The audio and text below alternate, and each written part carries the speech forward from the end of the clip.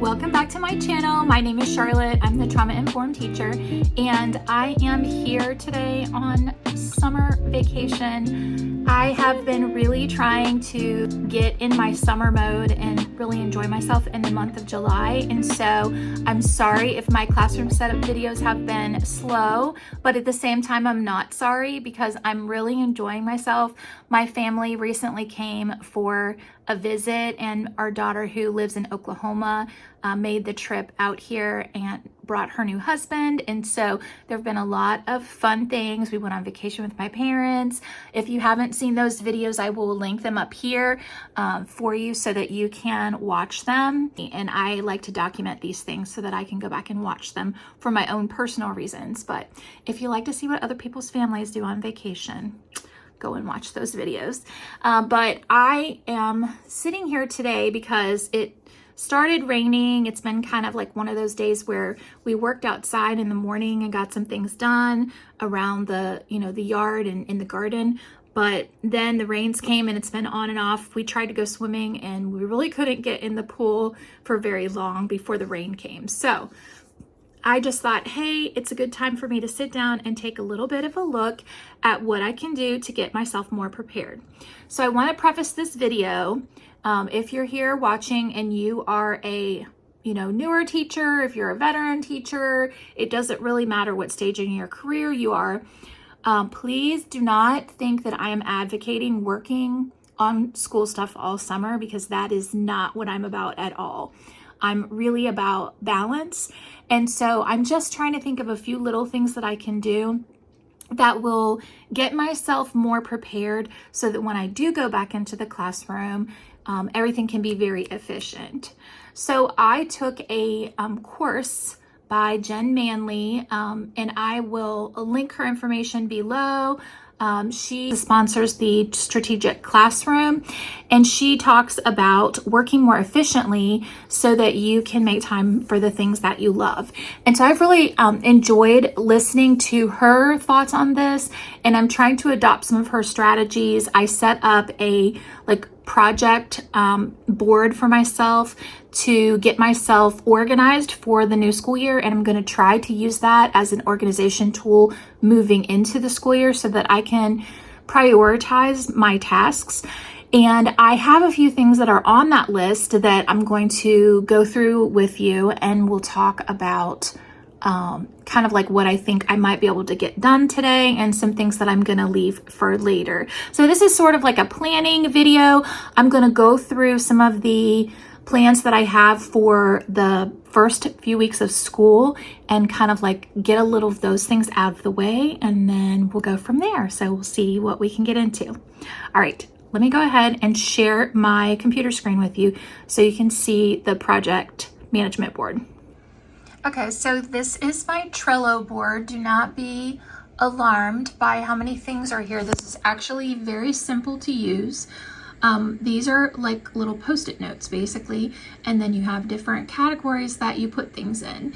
And so when I was in her course this summer, Jen showed us how to make a category for things that we were going to do at the beginning of the school year, things that I put a category for summer because I wanted to do a few things this summer, but you don't have to. And then these are all of the tasks that haven't been categorized yet.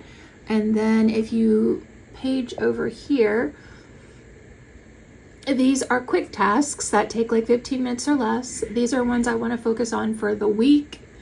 And then in process would be something I've started, but there's like steps to it. I'm not done. And then these right here are all the things that I got done at the end of the school year. Now this also includes my cleanup and pack up, but it's really cool because you can set dates for when you want things to be done. And yeah, you can move them over. So like when something's done, you can put it over here. You can change the status to in process, whatever you want. So I really love using this because I'm so visual and it really helps me. So if you take a look right now, I have like a conference that I'm planning on attending. And then I want to plan the first month of school activities. That's what I have for my focus. Now, am I going to 100% get everything nailed down that I'm going to do for the first month. No, that's not what this planning session is for. This is basically for searching online, finding things that I want to use, looking at things that I've used before. And mainly what I want to accomplish is kind of getting organized and getting any little easy things done that I can get done, making myself some lists so that when all the other things are going on, when my back to school information is being thrown at me because it's a new school, I know I'm going to be kind of overwhelmed. And sometimes we feel that way anyway at the beginning of the school year just because of, new initiatives and things like that. I just want to have a list that I can be like, oh yeah, that's right. That's what I wanted to do. I need to do this, this, and this. So all I'm doing today is kind of listing out the things that I want to do roughly and making some plans for the steps that I'll need to take to get those things accomplished. And then over the next few weeks, a little at a time, if there's things I can print out, things I can organize, pull together, anything like that, and stick in envelopes, I'm going to go ahead and do that and start loading my lesson plan card so that when I get to those back to school work days, I won't have nearly so many items to prep, and it'll just make things go a lot more smoothly. So that is what I'm up to. So what do you really need to think about as a teacher getting ready for the new school year? I think that one of the most important things you're doing is establishing what this class is going to be about.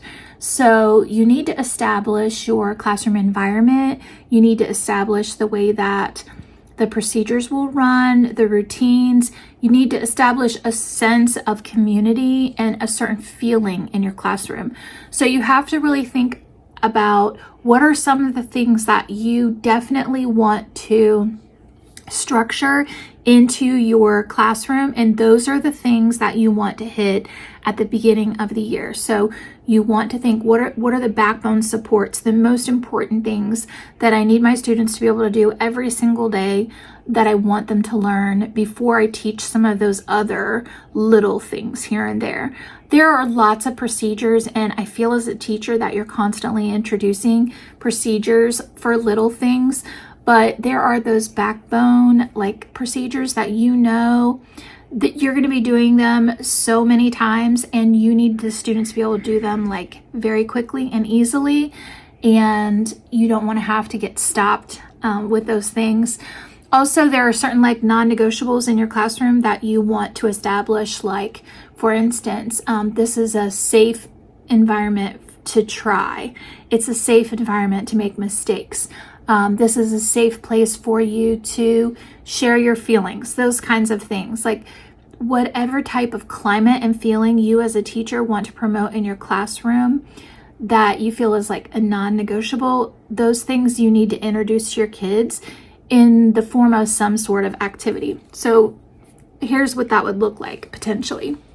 For example, one of the things that I really enjoy doing in my class is cooperative group work. Now, that's not what we do all day long, but that's a strong part of my teaching style, is getting kids to work together, talk together, share their ideas. So I want to choose some back to school activities in the first month that really support my students working cooperatively, setting up team expectations, talking about what do you do when someone doesn't want to do any work, what do you do when someone wants to take over and boss everyone around.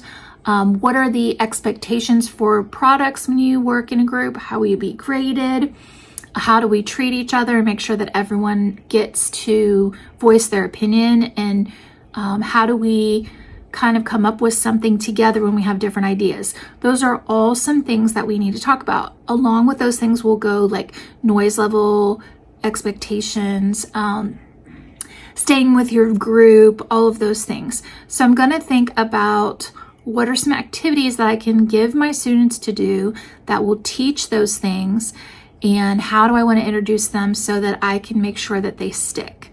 So those are some of the things I'm going to look for right now. And I do not do the exact same things every year. I have some activities I do kind of on rotation, but I always like to do something a little bit different because I don't want to offer my students things that they've seen over and over again at the beginning of the year, or else the first week or so just really kind of, it's not interesting to them if they've seen it before or done it before. I want to try to inject some novelty into their back to school experience. If you had to do the same thing over and over again in a bunch of different classes from the beginning of the day to the end, of course you would get super bored. And that creates behavior problems that you really don't want to start in the beginning of the year. You really need your kids to start off complying so that you can get the procedures taught, get everyone on board, and then if there's some like little things that you need to handle behavior wise, then you can handle those as they start to crop up. But you really want to design everything so the kids will be successful in the beginning, so that you will be able to establish like a positive environment and a positive feeling between you and the students, because that's going to go a long way towards them doing things later that you need them to do that they might necessarily not want to do or feel like doing. All right, so let's make a list of what are the things that I want to accomplish in my class that are non-negotiables in the first month of school. So time out, guys, for a little announcement. I am so excited to be partnering today with Bloom Teacher Planner. I have used the Bloom Teacher Planner several years now. They actually reached out to me and said, hey, we really love your brand and what you're doing on your channel. We feel like your beliefs are in line with ours, because I talk all about, you know, teacher self-care and work-life balance, and they're really kind of going in that direction as a company. So they sent me a free planner. This is their Bold and Bright interchangeable cover planner, and so you can actually, let me show it to you. Hold on, I'm gonna open it. You're gonna open it with me because it just came in the mail. So excited.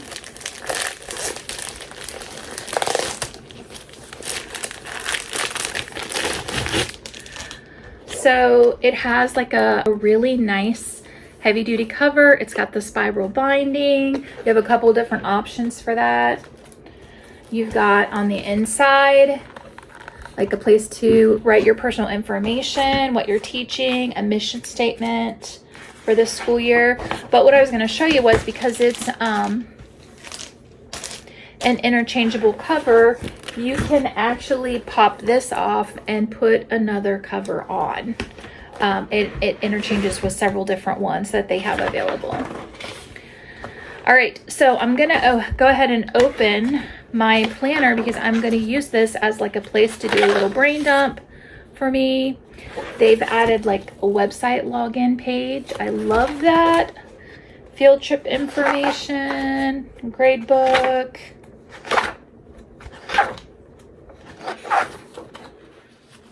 Okay, plan for August. This is where I'm gonna do my little brain dump. And one of the things I love about this company is all of their positive sayings. So it says, tell me and I forget, teach me and I remember, involve me and I learn. And that's a Ben Franklin quote. So I like this, their spread, because they have a monthly kind of like notes page. At the beginning of each month, they have the actual full calendar, and there's like notes on the side. And then they have a customizable lesson plan planner on the inside, where it tells you the day of the week, and then you can just write in your classes and anything. You can divide it however you need to divide it. And then at the end of the month, they have a review month, so you can do your reflecting on there, and then you've got your plan for the next month. So I really, really love that. I also love the fact that there's a reflection place at the end, so you can talk about what worked for that year and what goals you reached and what things that you need to change for the next year, like, you know, keep and give away kind of things. And then there's a little pocket in here that you can store things in, which comes in very handy. They also sent me this monthly habit tracker, which I am super excited about. They asked me if there was like anything specific that I wanted, and I said that since, let me see if I can find some scissors in here. I said that since we were focusing on self-care, that it would be nice for me to have something that went along with that. We will send you our monthly habit tracker. And then they sent me these little cute little stickers that have like me time, put yourself at the top of your to-do list, recharge. It just has different like reminders to yourself to take care of you. So let's see this monthly habit tracker, because I have not actually gotten to look at this in person yet. Cultivate habits, log your progress, and bloom into the best version of yourself. And this is like a flip chart kind of thing. So, okay. So you've got your month. And then you have a wheel, and it has these different daily habits and how much of your time you want to spend on the different things. And then you have weekly habits and you have monthly habits. So daily, weekly, and monthly, you write in your habits, and then you like color in every time that you did it and make little notes to yourself so that you can look at how you're doing on your own goals, how you are improving. This one starts with January. But you could always go to like July or August and start, and then you could go back to the beginning because it's not labeled with a year. It's just labeled with the months. So I really like that. Super cute. Okay. So that's a Bloom teacher planner. I will link it down below, and I have a code that you can get a discount. I think it's 15% off of your order, your first order. So check it out. If you haven't ordered from them before, their planners are a really high quality for the money. And I really like using them because I feel like so many of the planners are just overpriced, and we spend so much money on the things that we do in our classroom all year. So it's nice to have a reasonably priced planner. All right, so let's think about what are some of the non-negotiable habits or things that I want to do, that I want to convey to my students the first month of school. So I think the most important thing is to establish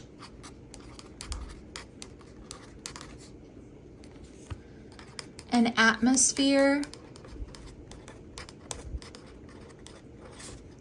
of safety. This is physical and emotional.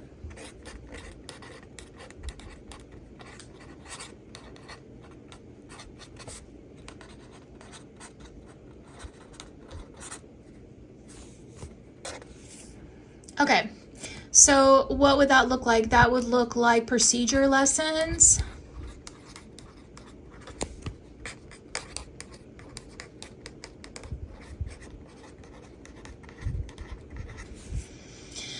That would look like my think books, which think books are like a way for students to communicate to me things that they're concerned about that they don't really want to talk about around the rest of the class. It's just like a little notebook, and I have a routine in my classroom for using them. I'll share a short video on how I do those as we get closer to the school year because I think they're a really valuable tool. Okay, they need to understand the consequences, both positive and negative, because that will help them feel the boundaries in the class, and that's going to make them feel safe.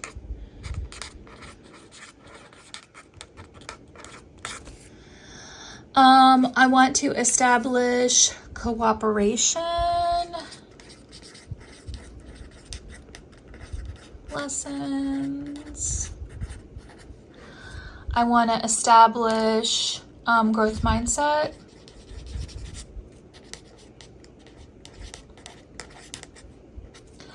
I want to establish high effort.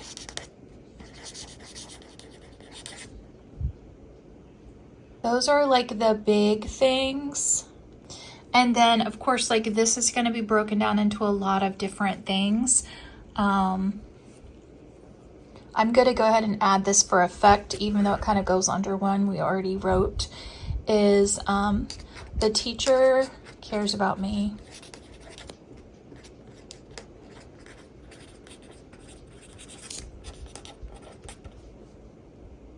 Okay. So in another color, I'm going to go in and I'm going to just real quick write some of the things that I do or have done in the past. But that doesn't mean I have to use these exact things. I can find similar things if I want to switch it up a little bit.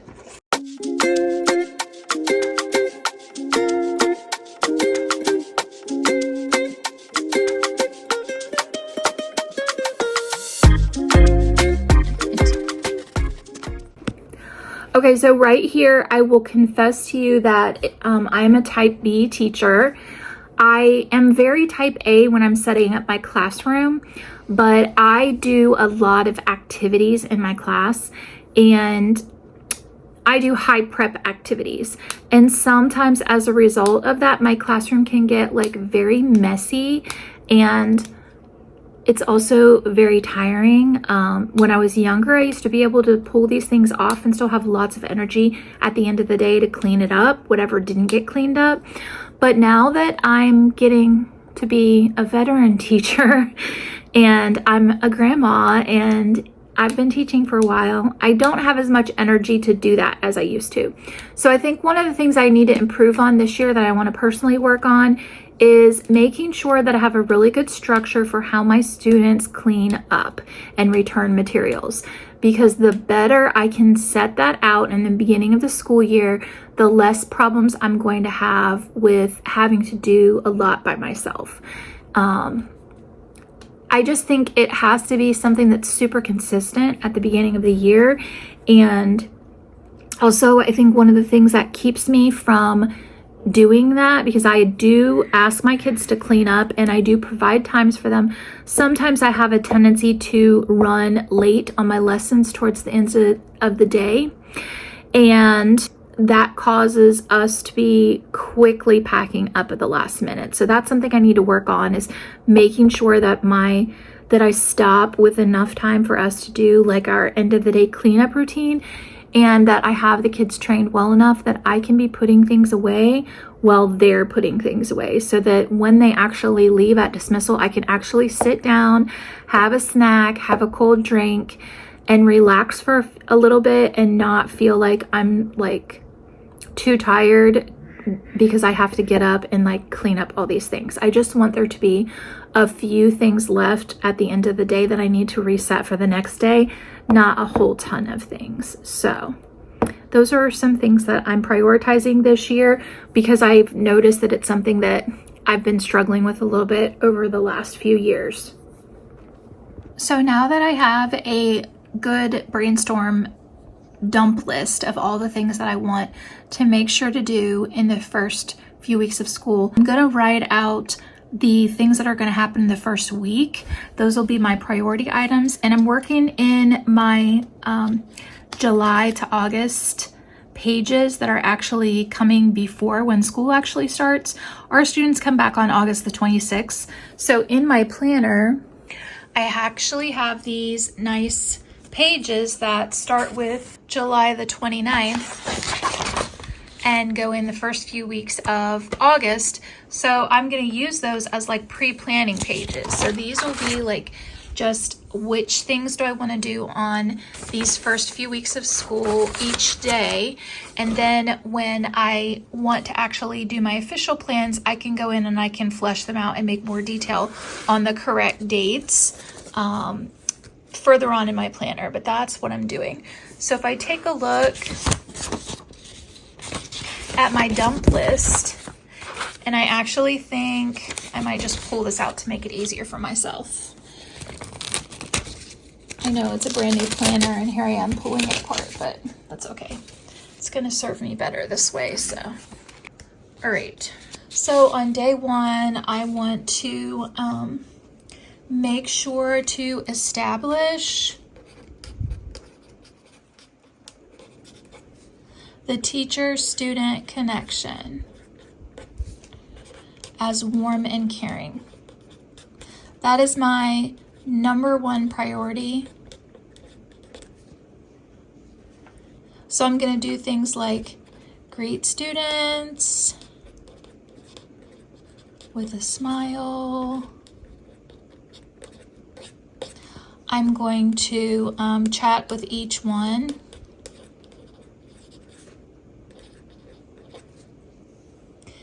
And then I also want to have my class meetings at the beginning and end of the day as a way of setting a space for students to talk about things that are on their minds and for me to communicate what's going on.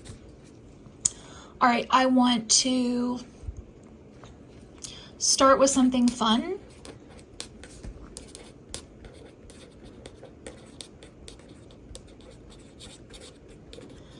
Fun and high interest. And I'm not married to a specific activity for my walking in the door activity. In years past, I have done this writing activity sometimes. That's a wiggly line drawing, and then they write a little story, but not all students like to write. And so that can sometimes cause some of my students to have a little anxiety. So I'm not going to use that at the beginning, although I'll probably do it in the first couple of days. I just want my activity for when they walk in the door to be like something that they're going to feel confident doing. I've seen where a lot of teachers will do like Play-Doh creations. I'm going back and forth on whether I want it to be something like that, because that could possibly open up the door for some students to have a behavior issue, which I want to try to make things as smooth as possible with no behavior issues that first day. I know some of them are going to crop up with a few students maybe in the first week, but I'm trying to prolong that so that I can have as many positive interactions with the kids as possible. So I'm going to look into what I want to do for this activity here. But after that, we'll do class meeting. We're going to read a story, a back to school story.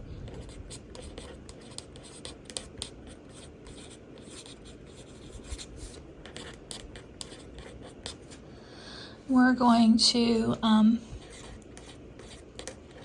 go over supply storage, and we will put supplies away.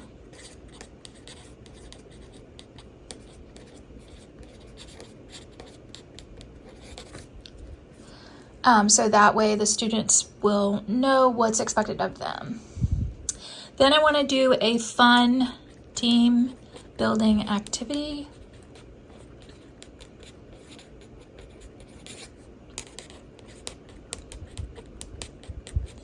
Or a game. This could be something like Would You Rather, or it could be like 4 corners where students have to choose between 4 options and go to the corner of the room. I like to do something that involves movement and gets them excited and lets them get their energy out a little bit. I like to do somewhere in here, whether it's like with the class meeting or whether it's down here, I want to do a quiz about your teacher. And whoever gets the most right answers, they're guessing basically things about me, is they're going to get the first camp store bucks. So I use Class Dojo in my classroom, but I also use something that in the past I've called them Starbucks, and I've given little paper tickets out. This year, since I'm doing a camping theme, I'm going to call them Camp Store Bucks, because it might be shortened to Camp Bucks, but they're going to have like a store that they can purchase things at, And since it's a camping theme, a camp store is like an ideal little tie-in to that theme. But when students answer something correctly, or when they win a game, or when they're showing really good behavior, I will reward them when I catch them being good with these bucks. And then also they get, for positive dojo points, those are interchangeable with the camp store bucks, so that when they go to shop, they get bucks for all of that. Talk about dojo. I don't know when we're getting our computers, but sometime whenever we get our computers, they'll have to log in and do their dojo and make their monster. All right, and then we'll have to discuss lining up procedures.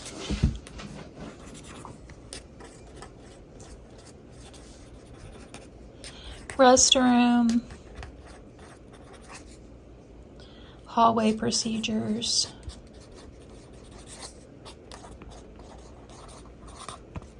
we'll also do probably the Wiggly line and introduce the read aloud. Now, the other thing about this is I'm going to be switching classes with another teammate, so I'm not sure if we will begin doing that the first day or if we will do that later on. I'm not sure how long I'm going to have my students at a stretch. So until I find that out, I'm going to have to plan more, plan like for a full day, and then decide how I want to break that up if my students are actually going to be switching. I want to do some sort of outside activity.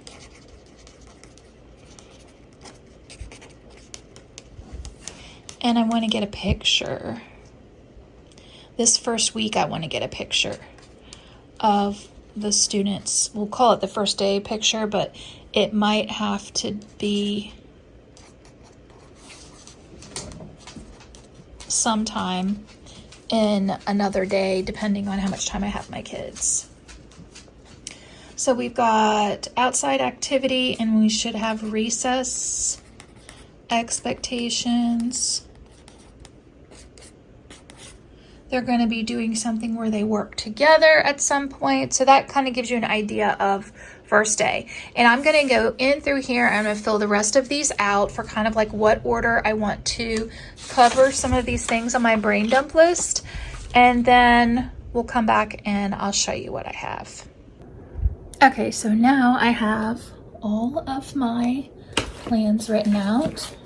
This is kind of an ambitious list, but like I said, try to think in terms of if I might possibly have my students all day long for the first week, making sure that I have enough material, and if it's too much, I can always like move it to the next week, which I will find out about that like in the work days. So when I actually go to write my official lesson plans in the correct dates, I will be able to more accurately kind of figure out how I want to space my activities out depending on our schedule. So let me just run through what I have really quickly, and I will also link a copy of this digitally down below in case you would like to use it. But I will say that I am a big borrow and steal person, and I do have some of my own activities in here, but I also am, pulling from various resources online from people that I like. One person that I really feel like a kindred spirit with is Not So Wimpy Teacher, and she does have a TPT store. So the things that I am sharing with you are like public domain, but some of the links, if you go into her site for her first week of school lesson plans, she links to other things that are paid. So I'm just letting you know about that. I'm not giving away anything that costs on this particular video, but there are links to things that cost. So, all right, let's get into the plans. I've already discussed the information from day 1, so we're going to go ahead and skip forward to day 2. We're going to go over the morning routine and make sure they do it step by step. Morning work is going to be introducing Think Books, where the kids write whatever's on their mind to me, and then I can read that and respond to them. Class meeting will be, there's an activity that is like a SEL activity where you the kids all write down things that are weighing them down, or things that they brought in with them that are possibly like bothering them. And if they don't have anything bothering them, they can just write that they are fine right now, they don't have anything that's concerning them. And then we fold them up and we put them in a like plastic baggie that is not see-through, and hang it up above the door to remind the students that when they come in, they need to put their baggage down, and this is a safe space for them. While they're in here, they don't have to like worry about that stuff. And so it just sets a tone of like, this is a place where you can feel calm. And then I'm going to read the story, What If Everybody Did That? And then we'll talk about our class rules, and the kids will brainstorm like what they want the class to be like and feel like, and we will create an anchor chart.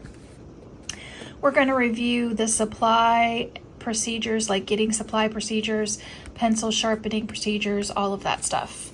And then we're going to do a pipe cleaner activity where the students create something to share about themselves. And then I'm going to introduce to them, I'm doing like a version of Slumberkins this year. And if you know anything about it, I heard about it from Mrs. Ahrensberg. She does it with her kids, and it's actually like a whole program, but I just do a modified version of in my own classroom. And my sister actually has a crocheting business, and she creates all these really cute like animals and toys and stuff.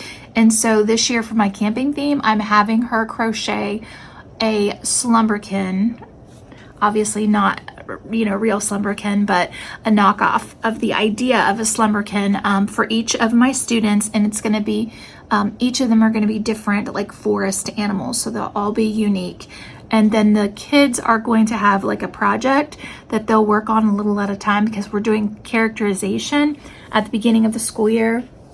We're going to intro that whole unit with them creating the personality of their Slumberkins, and they're going to do like a characterization project that they'll be working on during the first like week or two, a little at a time when they have the time.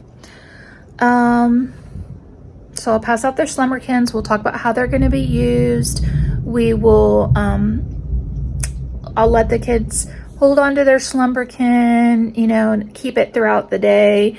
And then they stay at school, and I'm going to put them, I need to get like a shoe organizer. I'm going to have them keep them in there overnight. And then I'm going to start the read aloud, My Side of the Mountain, and discuss character traits of the characters in the read aloud. And they'll start their character project sheet for their Slumberkin. And then I'm going to teach them their organizational time procedures and their jobs at the end of the school day. And we're going to do stations, which at that point will just be read to self. And what's the other one? Probably work on their project. And the growth mindset activities. There's like a series that I'm going to be using a little each day. And we'll do the growth mindset activities for that day. And I will hopefully be able to start assessments, but it depends on my class and whether they are showing some independent skills or not. We might have to push that back depending on how they're doing. All right, sorry the lighting's really bad, guys. It's very rainy and it's now dark outside because I started this video at like recording later in the day. So it is what it is. We're gonna get finished because I want to get this uploaded and out to you guys on Saturday. All right, so day 3, we're going to do the morning routine again. we're just practicing all those procedures. Greet the students. They're going to do ThinkBook as their morning work, and then later ThinkBooks will be like something that they can just do as they need to. But in the beginning, I want them doing it every day so they get in the habit of it. During our class meeting, we're going to talk about the care closet, and I'm going to give them the letters to take home to their parents, and we'll talk about how to put those in their like mail slot to make sure that, you know, it goes home. And then we're going to have stations, and I'm going to work on assessments, beginning of the year assessments. The reading station will be the Slumberkins project, and then the read to self. Those are the only 2 stations we're going to do at first. And then I'll gradually add on to my stations until they know how to do all of them. The cooperative activity, we're going to do spaghetti towers and read the book Spaghetti in a Hot Dog Bun. And then we're going to talk about group work and have a little discussion and have them do like a collaboration reflection sheet on how their group did. So I can reinforce like positive group work behaviors and what to do like if something happened that was difficult. Then there's a back to school escape room that I'm getting off TPT from Not So Wimpy Teacher. Thought that sounded like a lot of fun, so we're gonna do that. And then a list of writing topics. Okay, so this is where my students are going to create a brainstorm list of a bunch of things they're interested in that they can write about when I give them free writing. And then we're going to keep those so that they can use them whenever they need to. They'll have 10 minutes for writing, for like, we're going to talk about like the type of writing where you don't put your pencil down. You just keep writing, keep writing. And then we'll do author's chair where the kids can share some of their favorite things that they put on their writing list. We're going to do growth mindset versus fixed mindset for that day's growth mindset activities, and then practice our organizational time in our jobs and review morning procedures so that when they come back the next day, they are ready to go. All right, for day 4, that is going to be when they can start doing their brown bag reports about themselves. And even if some of them bring them in earlier in the week, I might go ahead and let them start doing them, but I just put that down for Thursday and Friday. And then we'll do the morning routine, read a book about giving your best effort. I gotta find one. And then I'm gonna do a brain break, then work together on mountain language. So this will be like the first, I feel like this will be like the first really serious day where we do any serious content, but it's still like an introductory type thing. So I'm going to show them how to do mountain language, which will end up being their morning work later on. And then we're going to practice turning it in where they decide, do they feel that they are at a level 1 comfort level, a level 2, or a level 3 comfort level, and we'll talk about what those different ones are. And I'm going to introduce the calm corner. Up until that point, unless I have a kid that has a meltdown, I'm just going to keep my calm corner there but not in use, because I want to make sure that I can really talk about it first. But if somebody has like an issue during the week and they need to use it before I get to introduce it, I'll probably just stop everything in my class and bring the class to the carpet and go over the procedures for using the calm down corner and what it is and what it isn't for, so that I can go ahead and let that student use it, but yet I'm still reinforcing how it's going to be used appropriately. For stations that day, we're going to do ThinkBook for the writing station and Read to Self for reading stamina, and I'll do assessments. And then I'm doing a whole group text evidence lesson on characterization, and that actually comes from Not So Wimpy Teacher.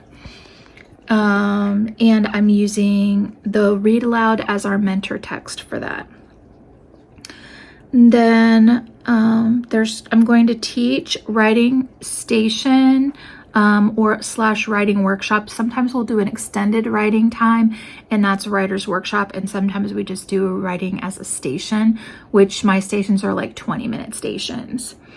And we're going over procedures for that, and they all practice it, and we're going to do a fun writing prompt, and I need to find that writing prompt for later.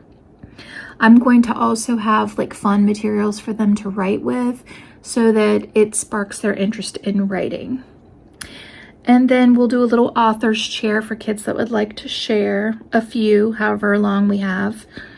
And there are time for more book bag reports. I said book bag reports, it's the brown bag reports about themselves, and practice their organizational time and jobs before they go home. And on day 5, we're going to hopefully be pros at the morning routine at this point. I'm reminding myself to greet and chat with each student. I want to emphasize things that we accomplished this week, so have a little weekly celebration time, give some camp store bucks to kids for special behavior.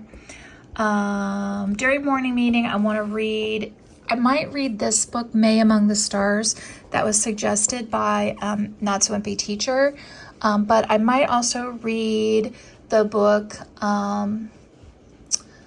what is it called? Miss Rumphius, because it's a similar like theme, but it is about like what they want to do when they grow, what they want to do when they grow up, or Miss Rumphius is more like what I want to do in my lifetime. And then have the kids write about like something they would like to achieve or be during their lifetime, and put it on like little pennants so that we can create a display in the classroom. All right, and then I'm going to plan to do on Fridays, Fun Friday science and reading integration. So I would like to have science experiments every Friday this year. That is like a goal of mine, is to have a science experiment that the kids get to do on Fridays.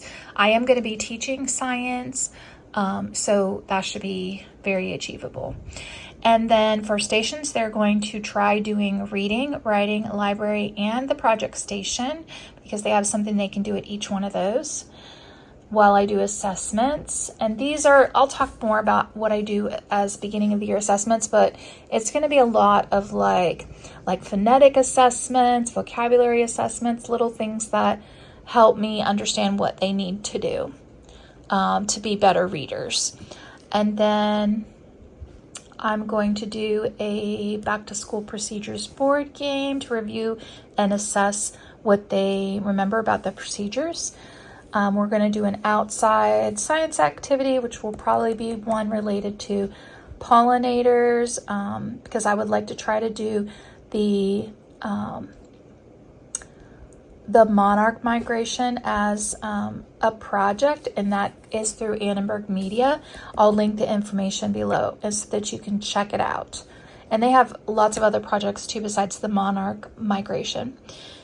And then I want to show the kids how to draw something related to the activity. So if we do the monarch activity, then I'll show them how to draw a monarch butterfly.